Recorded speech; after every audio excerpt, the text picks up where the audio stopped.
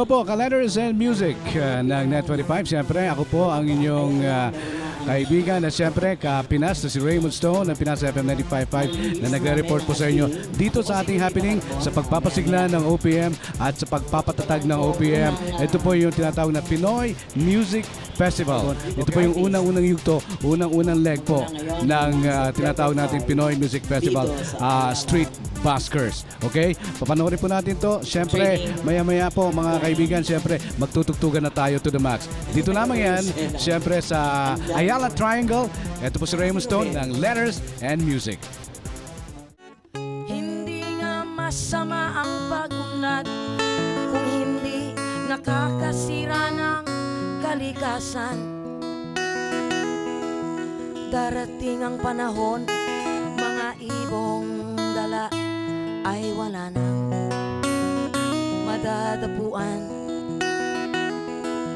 Masdan mo ang mga punong dati ay kay tatag, ngayoy namamatay dahil sa ating kalokohan. Musika ang buhay na aking tinataglay. Ito rin ang dahilan kung bakit ako naglalakbay.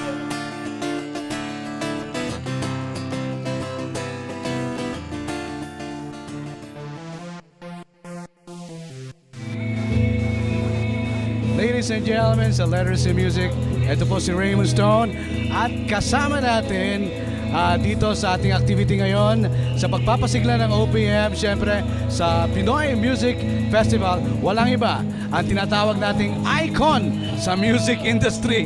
Walang iba kundi si Lolita Carbon. Kumusta, Lolita? Mabuti naman, Raymond. Ikaw din, icon ka na, legend ka na rin. Ano ka, bata pa ako, andyan ka na rin. Okay, total, pinag-uusapan na rin natin ang pagpapasigla sa OPM. Ano ang importansya at significance nitong ginagawa nating activity na ganito dito sa Ayala Triangle? Alam mo, Raymond, sa tinagal-tagal ko nang tumutugtog at kung sino-sino na nakahalubilo ko at kung saan-saan panig na ng mundo ko nakakarating, walang iba pwedeng sumuporta sa sarili nating music ay kapwa din nating Pilipino.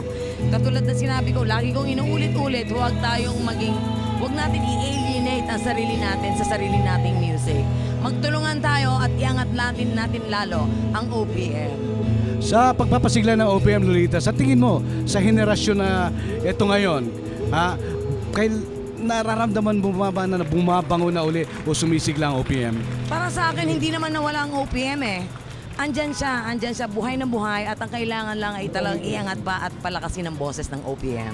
Maraming salamat. Katulad nga ng binanggit ni Lolita Carbon, yung mga activities na ganito ng OPM, siyempre, suportado yan ng Letters and Music at suportado rin ng artist na katulad ni Lolita Carbon. Lolita!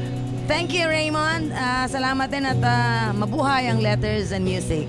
Maraming salamat, Lolita Carbon, sa Letters and Music. Thank you! Sa pagsapit ng dilim, ako'y naghihintay pa rin sa iyong maagang pagdating. Pagkat ako'y nababalisa. Letters and Music, narito po si Raymond Stone at kasama natin ang isang Executive Director ng OPM, si Miss Dina Remolacio. Hi, Miss Dina. Hi.